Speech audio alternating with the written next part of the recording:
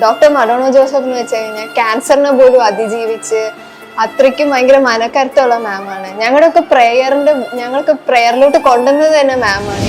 ചെറുപ്പം മുതലേ ഒത്തിരി പ്രതിസന്ധികൾ നേരിട്ട് അതിലൊന്നും പതരാതെ മുന്നോട്ട് പോയ വ്യക്തിയാണ് ഡോക്ടർ മെഡോണ എന്ന് പറയാൻ എനിക്ക് ഒത്തിരി സന്തോഷമുണ്ട്. രാത്രി ആകുമ്പോഴത്തേക്ക് തലേദിവസം രാത്രി ഞാനൊരു ചെറിയ ലെറ്റർ ഔഷധം എഴുതും.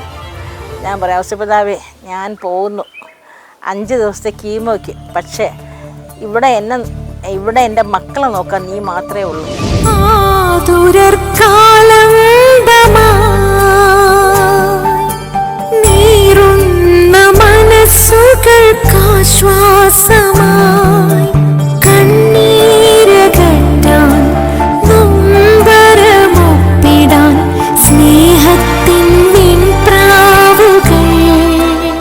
ജീവിതത്തിലെ എല്ലാ സഹനങ്ങളിലും കൂടെ ഇവിടം വരെയൊക്കെ എത്തി ഈ പിള്ളേരുടെ കൂടെ 33 വർഷം ജീവിക്കാൻ എന്നെ സഹായിച്ചത് ബൈബിൾ വചനങ്ങളും മാതാവും ഔസേപ്പിതാവിൻ്റെയും കൂടെയുള്ള കൂട്ടായ്മയിൽ ഇന്നിവിടെ എത്തി നിൽക്കുന്നു.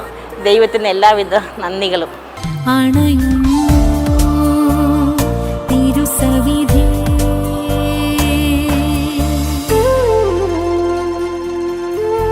ക്രിസ്തുവാകുന്ന വെളിച്ചം ജീവിതത്തിൽ ഉൾക്കൊണ്ടുകൊണ്ട് സഹനങ്ങളെ കൃപകളാക്കി മാറ്റുന്ന നിരവധി മനുഷ്യ ജീവിതങ്ങൾ നമുക്ക് ചുറ്റുമുണ്ട്. ഇരുൾ മൂടിയ ജീവിതങ്ങൾക്ക് പ്രകാശത്തിന്റെ പൊൻകിരണം നീട്ടുന്ന ഇവരാണ് ഭൂമിയുടെ യഥാർത്ഥ അവകാശികൾ. യൗസേപ്പിതാവിന്റെ ഡോക്ടറമ്മ.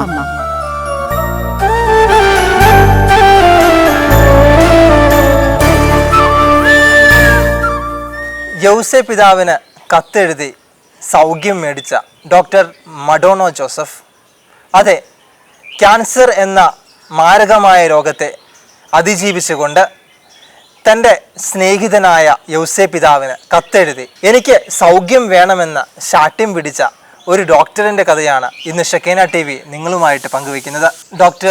ഡോക്ടറിൻ്റെ സഹനങ്ങളെക്കുറിച്ചും അതുപോലെ തന്നെ ക്യാൻസർ എന്ന മാരക രോഗം ഡോക്ടറിനെ ബാധിച്ചപ്പോൾ എപ്പോഴാണ് ഡോക്ടർക്ക് യൗസേപ്പിതാവിനോടുള്ള മാധ്യസ്ഥം തേടണം, എനിക്ക് സൗഖ്യം കിട്ടുമെന്നുള്ള ഒരു അനുഭവം ഒരു മനസ്സിൽ അതെങ്ങനെയാണ് ഉണ്ടായത്, അതുപോലെ തന്നെ ജീവിതത്തിൽ നിരാശകൾ സംഭവിച്ചപ്പോഴും കത്തെഴുതാറുണ്ട് യൗസേപ്പിതാവിനെന്ന് കേട്ടിട്ടുണ്ട്.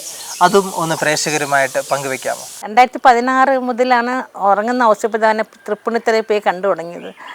അന്ന് ഞങ്ങൾ ചേച്ചിയെ കൊണ്ടുപോയി പ്രാർത്ഥിച്ചിട്ട് എല്ലാവരെയും ഓരോ രൂപം വാങ്ങിച്ചിട്ട് വന്ന് വീട്ടിൽ വച്ചിരുന്നു. കൊച്ചു കൊച്ചു കാര്യങ്ങൾ ഞാനും മക്കളും മാറി മാറി എഴുതി വയ്ക്കുമായിരുന്നു. പക്ഷേ ഏറ്റവും വലിയൊരു മിറക്കിൾ സംഭവിച്ചത് ഉറങ്ങുന്ന ഔസേപ്പിതാവിൻ്റെ അടുത്ത് സിസ്റ്റർ ഡെന്നി, എൻ്റെ ഒരു സ്റ്റുഡൻറ്റ്, ബാംഗ്ലൂരിൽ രജിസ്ട്രേഷൻ പോയി തിരിച്ചു വന്ന വഴിക്ക് പുള്ളിക്കാരി ബസ്സിൽ വെച്ച് കർണാടക ട്രാൻസ്പോർട്ട് ബസ്സിൽ വെച്ച് സർട്ടിഫിക്കറ്റ് എല്ലാം കളഞ്ഞുപോയി. പുള്ളിക്കാരി അന്ന് രാത്രി തിരിച്ച് പോകേണ്ടതാണ്. അന്ന് രാത്രി വിളിച്ച് പറയാം, മാഡം എനിക്ക് പോകാൻ പറ്റുന്നില്ല, ഞാൻ എൻ്റെ സർട്ടിഫിക്കറ്റ്സ് എല്ലാം എവിടെയും മിസ്സായിപ്പോയി. ഭയങ്കര കരച്ചിലായിരുന്നു. അപ്പോൾ ഞാൻ സിസ്റ്റർ കരയാതെ പോയി കിടന്ന് ഉറങ്ങ്, നമുക്ക് പ്രാർത്ഥിക്കാം. എന്നിട്ട് ഞാനും പ്രാർത്ഥിച്ച് ഔസേപ്പിതാവിനെ താഴെ എഴുതി വെച്ചു, ഔസേപ്പിതാവേ അവളുടെ സർട്ടിഫിക്കറ്റ്സ് എങ്ങനെയെങ്കിലും കാണിച്ചു കൊടുക്കണേന്ന്. പിറ്റേ ദിവസം രാവിലെ ഞാൻ കോളേജിൽ പോയി. പുള്ളിക്കാരി ഇപ്പോൾ എവിടേക്കും അന്വേഷിച്ച് പോലീസ് സ്റ്റേഷനിൽ പോയി ചോദിച്ചപ്പോൾ പറഞ്ഞു ഇതിനൊന്നും കേസ് കൊടുക്കാൻ പറ്റത്തില്ല എന്ന് പറഞ്ഞു. അതിനുശേഷം ഈ ട്രാൻസ്പോർട്ട് ബസ് സ്റ്റാൻഡിൽ പോയി അന്വേഷിച്ചപ്പോൾ അവരും പറഞ്ഞു ഞങ്ങൾക്കറിയില്ല, ആരാ കണ്ടക്ടർ ആരാ ബസ് ഡ്രൈവർ എന്നൊന്നും നമുക്കറിയത്തില്ലല്ലോ, അവരൊക്കെ ബസ് കഴുകിയിട്ട് പോയി കാണും, നമുക്കറിയത്തില്ലെന്ന് പറഞ്ഞു. എന്നിട്ട് എന്നെ വിളിച്ച് പറഞ്ഞപ്പോൾ ഞാൻ പറഞ്ഞു സാറിലെ സിസ്റ്ററെ നമുക്ക് ഡ്യൂപ്ലിക്കേറ്റ് ഉണ്ടാക്കാം, രാജീവ് ഗാന്ധി യൂണിവേഴ്സിറ്റിയിൽ നമുക്ക് എഴുതി കൊടുത്താൽ മതിയെന്ന് പറഞ്ഞു. കുറച്ച് കഴിഞ്ഞപ്പോഴത്തേക്ക് എന്നെ വിളിച്ച് പറയുക, മാഡം എൻ്റെ സർട്ടിഫിക്കറ്റ് കിട്ടിയെന്ന്. അങ്ങനെ നോക്കിയപ്പം പറയുക, ഞാൻ വെളിയിൽ വന്നിങ്ങനെ കരഞ്ഞുകൊണ്ട് നിൽക്കുമ്പം ഒരാൾ ക്ലീനർ എന്നുള്ള ആൾ വന്നിട്ട് സിസ്റ്ററാണോ, എൻ്റെ ഇതിലൊരു ഫയലുണ്ട്, ഫാദർ മുള്ളസ് എവിടെയെന്ന് അറിയുമോ, ഫാദർ മുള്ളസിലൊരു ഫയൽ എൻ്റെ കയ്യിലുണ്ടെന്ന് പറഞ്ഞു. അപ്പോഴും സിസ്റ്റർ ചോദിച്ചു എന്ത് ഫയലാണ്, അത് ഇന്നലെ ഞാൻ ബസ് കഴിയപ്പം കിട്ടിയതാ. സിസ്റ്ററെ വിളിച്ചിട്ട് പോയി നോക്കിയപ്പം അവരുടെ ഒരു ഗോഡൗൺ റൂമിൽ ആ ഫയൽ ഒരു സ്റ്റൂളിൻ്റെ മുകളിൽ വെച്ചിട്ടുണ്ട്. അത് സിസ്റ്ററിൻ്റെ ഫയലായിരുന്നു. അപ്പോൾ ഔസേപ്പിതാവ് ആ ക്ലീനിങ് ആളുടെ രൂപത്തിൽ വന്ന് പുള്ളിക്കാരിക്ക് ആ ഫയൽ എടുത്തു കൊടുത്തു. അത് ഫസ്റ്റ് വലിയൊരു മിറക്കലായിരുന്നു എനിക്ക്. ചെറിയ ചെറിയ കാര്യങ്ങൾ സഹായിച്ചിട്ടുണ്ടെങ്കിലും ഇതിനോടുകൂടി ഞാൻ പിന്നെ പൂർണ്ണ വിശ്വാസമായി ഔസപിതാവിൻ്റെ അടുത്തും എന്ത് വേണമെങ്കിലും നമ്മൾ എഴുതി വെച്ചാൽ കിട്ടും എന്നുള്ളത്. പിന്നെ എപ്പോഴും മക്കൾ വന്നിട്ട് അടുത്ത് പറയും, അമ്മ അത് പ്രാർത്ഥിക്കും ഇത് പ്രാർത്ഥിക്കുന്നു. എന്തെങ്കിലും കോളേജിൽ പഠിക്കുന്ന സമയത്ത് ഞാൻ പറയും, മക്കളെ അമ്മ മാത്രം പ്രാർത്ഥിച്ചാൽ പോരാ, മക്കളും പോയി പ്രാർത്ഥിച്ചിട്ട് ഔസപിതാവിൻ്റെ താഴെ നിങ്ങൾ എഴുതി വയ്ക്കുക, അമ്മ നോക്കത്തില്ലെന്ന് പറയും. അത് കഴിഞ്ഞ് അങ്ങനെ മക്കൾക്കും സഹായിച്ച് കിട്ടി. ഞങ്ങൾക്ക് അങ്ങനെ 3 പേർക്കും വിശ്വാസം കൂടി. പിന്നെ അതിന് ശേഷം എനിക്ക് ക്യാൻസർ വന്നപ്പോൾ 5 ദിവസം കീമോയ്ക്ക് ഞാൻ അഡ്മിറ്റ് ചെയ്യണമായിരുന്നു. 5 ദിവസം കീമോയ്ക്ക് അഡ്മിറ്റ് ചെയ്യുമ്പം ഉരുകിയ മനസ്സോടാണ് ഞാൻ പോകുന്നത്. മക്കളുടെ മുമ്പിൽ ഞാൻ കാണിക്കാറില്ല, ഞാൻ കരഞ്ഞോട്ടാണ് പോകുന്നത്. മക്കൾ പറയും അമ്മ സന്തോഷത്തോടെ പോകുന്നു. ഞാൻ പറഞ്ഞാൽ സന്തോഷത്തോടെ പോകുന്നു. പക്ഷേ 1000 തവണ ഓരോ ഹീലിംഗ് വചനം എഴുതുന്നത് കൂടാതെ രാത്രി ആകുമ്പോഴത്തേക്ക് തലേദിവസം രാത്രി ഞാനൊരു ചെറിയ ലെറ്റർ ഔസപിതാവിന് എഴുതും. ഞാൻ പറയാം, ഔസപിതാവേ ഞാൻ പോകുന്നു 5 ദിവസത്തെ കീമോയ്ക്ക്, പക്ഷേ ഇവിടെ എൻ്റെ മക്കളെ നോക്കാൻ നീ മാത്രമേ ഉള്ളൂ. ഞാൻ തിരിച്ച് വരുന്നവരെ ഈ മക്കൾക്ക് അപ്പനും അമ്മയായിട്ട് നീ ഉണ്ടാകണം. അതുപോലെ ഞാൻ തിരിച്ച് വരുന്നവരെ എന്നെയും ജീവൻ കാത്തുകൊണ്ട് തിരിച്ച് എന്നെ ഇവിടെ കൊണ്ടു തരണം. കാരണം മക്കൾക്ക് അപ്പനില്ല, അമ്മയെങ്കിലും വേണമെന്ന്.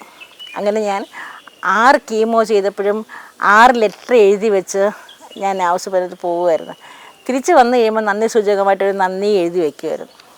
അങ്ങനെ 6 കീമോ കഴിഞ്ഞിട്ട് ഞങ്ങൾ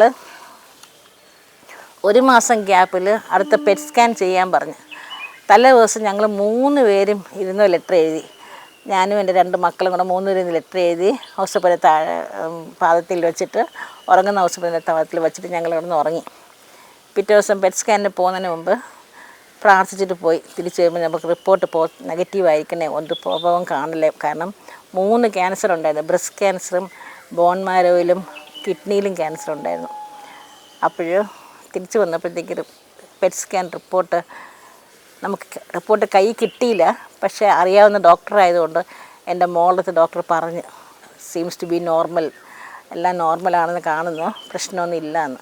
റിപ്പോർട്ട് 3 ദിവസം കഴിഞ്ഞപ്പോഴാണ് കിട്ടിയത് കയ്യിൽ. അങ്ങനെ ഒത്തിരിയും കാര്യങ്ങളിൽ അത്ഭുത പ്രവർത്തകനായിട്ട് എനിക്ക് ഉറങ്ങുന്ന ഔസപിതാവ്, രാത്രി സ്വപ്നം കണ്ട് ഉറങ്ങുന്ന ഔസപിതാവ് നമ്മുടെ ഓരോ വിഷമങ്ങളും ഈശോയിൽ സമർപ്പിച്ച് കാണിക്കുന്നുള്ളത് കണ്ടു. അതിനുശേഷം മംഗലാപുരത്ത് പ്രത്യേകിച്ച് ഔസപിതാവിനെ പറ്റി ആർക്കും അങ്ങനെ കേട്ടറിവില്ല. എല്ലാവരും മെയ് 1 ആഘോഷിക്കും, അല്ലാതെ മാർച്ച് 19 പോലും അങ്ങനെ ഒരു വലിയ ആഘോഷമായിട്ട് കാണാറില്ല. നമ്മുടെ വീട്ടിൽ വണക്കമാസം, മാർച്ച് മാസം തുടങ്ങിയ വണക്കമാസം എല്ലാ ദിവസവും ലില്ലിപ്പൂ നമ്മളൊക്കെ കൊണ്ട് ഈശോയ്ക്ക് വയ്ക്കുമായിരുന്നു, ഔസപിതാവിൻ്റെ പ്രവർത്തി വയ്ക്കുമായിരുന്നു. പക്ഷെ ഇവിടെ അങ്ങനെയൊന്നും കാണാത്തതുകൊണ്ട് എനിക്ക് ഔസപിതാവിൻ്റെ ഭക്തി മംഗലാപുരത്ത് പ്രകടിപ്പിക്കണമെന്ന് തോന്നി. അങ്ങനെ പ്രചരിപ്പിക്കാൻ വേണ്ടിയിട്ട് ഞാൻ ഒരു ഉറങ്ങുന്ന ഔസപിതാവിൻ്റെ രൂപം വാങ്ങിച്ച് ഫാദർ മുള്ളസിൽ കൊടുക്കാമെന്ന് വിചാരിച്ചു. പക്ഷെ അവിടുത്തെ നിയമപ്രകാരം വയ്ക്കാൻ പറ്റിയില്ല. പിന്നെ ഞങ്ങൾ ഈ സെൻറ്റ് ജോസഫ് സെമിനാരിയിൽ അവിടെ വെച്ചു. ഇപ്പോൾ ഇഷ്ടംപോലെ ഭക്തർ അവിടെ വന്ന് പ്രാർത്ഥിക്കുന്നുണ്ട്. അവർക്കും കുറേ കാര്യങ്ങൾ സാധിച്ച് കിട്ടുന്നു കേൾക്കുന്നുണ്ട്. ഔസപിതാവിൻ്റെ മധ്യസ്ഥത്തിൽ പ്രാർത്ഥിക്കുന്ന ആരും കൈവിട്ടു പോയിട്ടില്ല. ഔസപിതാവിൻ്റെ 7 സന്താപ സന്തോഷം രഹസ്യങ്ങൾ, അത് ഞങ്ങൾ 7 പേരാണ്. മമ്മിയും പപ്പയും മരിച്ചതിന് ശേഷം ഞങ്ങൾ 7 മക്കളാണുള്ളത്. അപ്പോൾ എനിക്കെപ്പോഴും 7 പേർക്ക് വേണ്ടി പ്രാർത്ഥിക്കാൻ തോന്നുമ്പോൾ ആദ്യം ഈ 7 സന്താപ സന്തോഷ രഹസ്യങ്ങൾ, പിന്നെ അതുപോലെ തന്നെ 7 വ്യാകുലമാതാവിൻ്റെ 7 വ്യാകുല രഹസ്യങ്ങൾ. ഞാൻ എപ്പോഴും വിചാരിക്കും ഞങ്ങൾക്ക് 7 പേർക്ക് വേണ്ടിയിട്ടാണ് ഈ പ്രാർത്ഥനയെല്ലാം ഉണ്ടാക്കിയിരിക്കുന്നത്. അതുകൊണ്ട് ആ സന്താപ സന്തോഷ രഹസ്യങ്ങൾ അങ്ങനെ ആർക്കും അറിയത്തില്ല. അത് വലിയൊരു പ്രാർത്ഥന മഞ്ജരി ബുക്കിൽ സന്താപ സന്തോഷ രഹസ്യങ്ങളുടെ പ്രാർത്ഥനയുണ്ട്. അത് ഭയങ്കര യൂസ്ഫുൾ പ്രാർത്ഥനയാണ്, ഭയങ്കര ഹെൽപ്ഫുൾ പ്രാർത്ഥനയാണ്.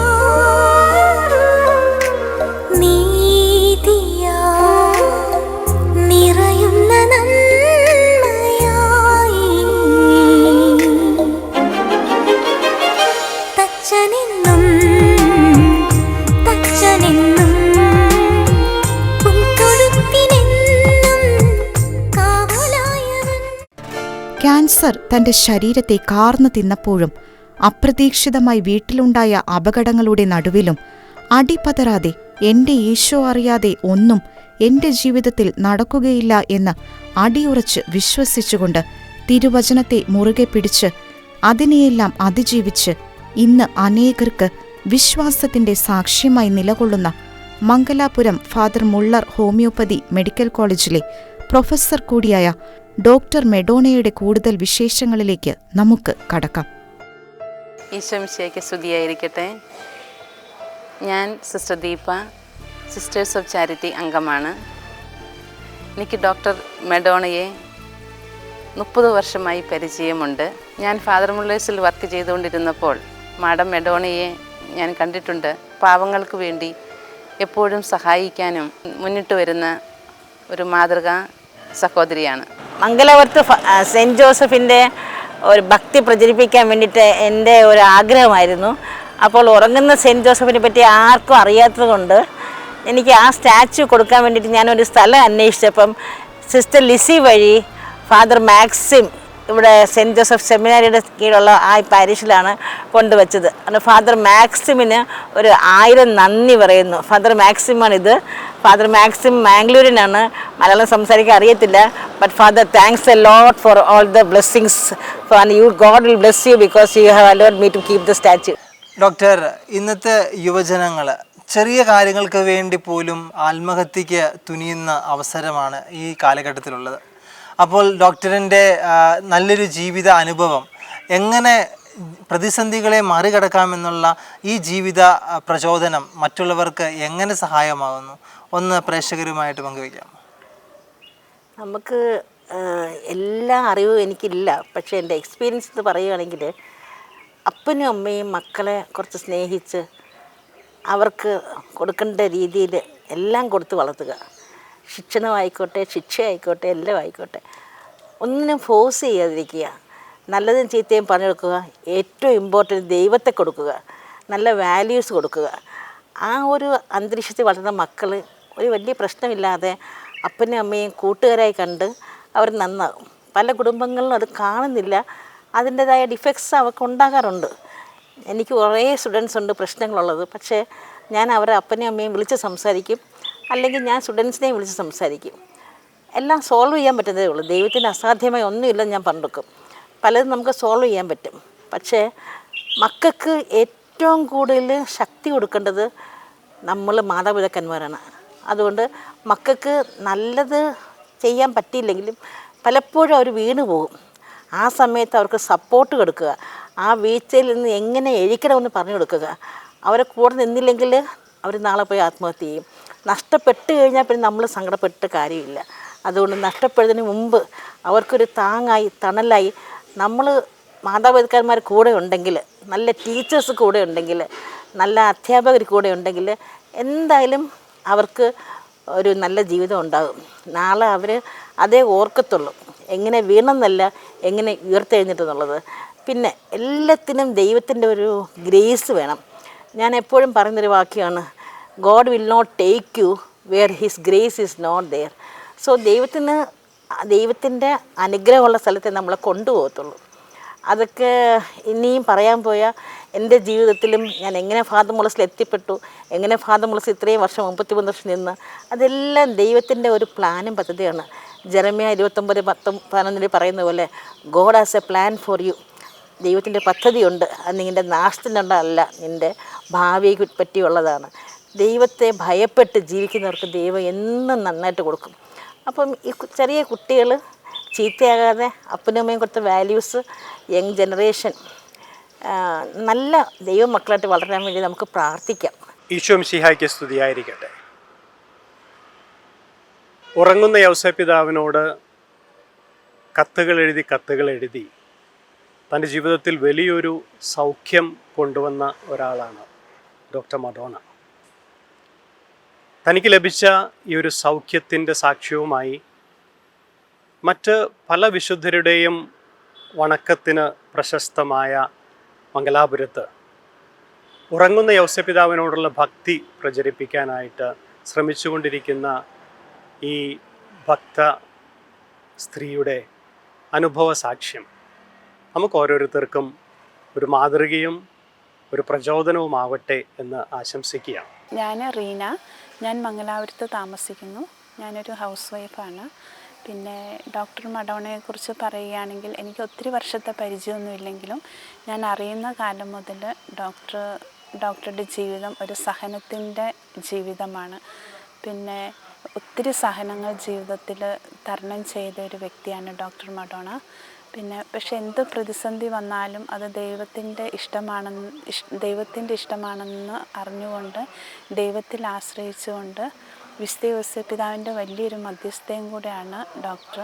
വിശുദ്ധ യൗസേപ്പ് പിതാവിൻ്റെ മടിത്തട്ടിൽ സ്വന്തം അപ്പനെ പോലെ സ്നേഹിച്ച് വിശുദ്ധ യൗസേപ്പ് പിതാവിന് കത്തെഴുതിയ ഒരമ്മ അല്ല ഡോക്ടർ അമ്മ. ഇന്ന് നമ്മോടൊപ്പമായിരുന്നത് ബഹുമാനപ്പെട്ട ഡോക്ടർ മഡോണ ജോസഫാണ്. ഡോക്ടറിൻ്റെ ജീവിതം അനേക യുവജനങ്ങൾക്ക്, ചെറിയ കാര്യങ്ങൾക്ക് പോലും ആത്മഹത്യക്ക് തയ്യാറാവുന്ന നിരവധി നിരാശയിൽപ്പെട്ട് കിടക്കുന്ന നിരവധി മക്കൾക്ക് ഒരു വലിയ ആശ്വാസത്തിൻ്റെ, സ്നേഹത്തിൻ്റെ, കരുതലിൻ്റെ ഒരു ജീവിതമാണ്. ഇനിയുള്ള ജീവിതത്തിൽ ഡോക്ടർക്ക് നല്ലൊരു വിശ്വാസത്തിൽ മറ്റുള്ളവരെ മുറുകെ പിടിക്കുവാനും വിശുദ്ധ യൗസേപ്പ് പിതാവിൻ്റെ ജീവിതം മംഗലാപുരം ദേശം മുഴുവനും വിശുദ്ധ യൗസേപ്പ് പിതാവിനെ സ്നേഹിക്കുവാനും യൗസേപ്പ് പിതാവിൻ്റെ നാമം എത്തിക്കുവാനും ഡോക്ടർക്ക് കഴിയട്ടെ എന്നുള്ള പ്രാർത്ഥനയിൽ നിർത്തുന്നു. നന്ദി, നമസ്കാരം. അനുഗ്രഹമാണ് ചൊരിയൂ വിശുദ്ധ യൗസേപ്പ് പിതാവേ.